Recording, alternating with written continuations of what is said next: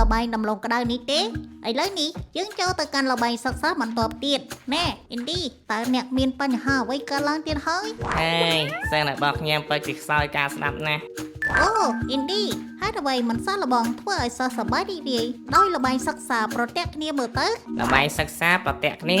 បាទលបែងសិក្សាប្រតិគ្នានឹងជួយពង្រឹងដល់ការស្ដាប់គិតនិងការចងចាំតាមរយៈលបែងប្រភេទនេះសិស្សអាចបង្កើនជំនាញទំនាក់ទំនងបានឆាប់រហ័សផងដែរពិតជាអស្ចារ្យណាស់ជាដំបូងសិស្សត្រូវតែចូលជារង្វង់ជាក្រុមមានគ្នា10នាក់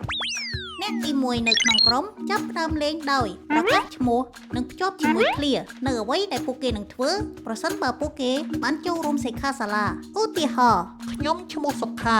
ខ្ញុំចង់ក្លាយជាមិត្តជាមួយនឹងគ្រូដែលគួរឲ្យស្រឡាញ់អ្នកបន្ទាប់និយាយបន្ត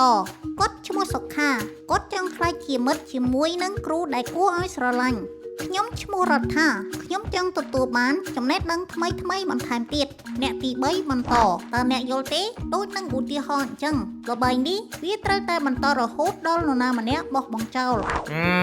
វាហាក់ដូចជាពិបាកបន្តិចប្រសិនបើចំនួនសមាជិកនៅក្នុងក្រុមច្រើនយើងអាចចាប់ផ្ដើមលេងសាជាថ្មីនៅពាក់កណ្ដាលនៃរង្វង់ឬសមាជិកក្រុមដើម្បីកុំឲ្យវាមានសម្ពាធចំពោះអ្នកដែលនៅខាងចុងនៃរង្វង់តោះយើងចាប់ផ្ដើមលេងជាមួយគ្នា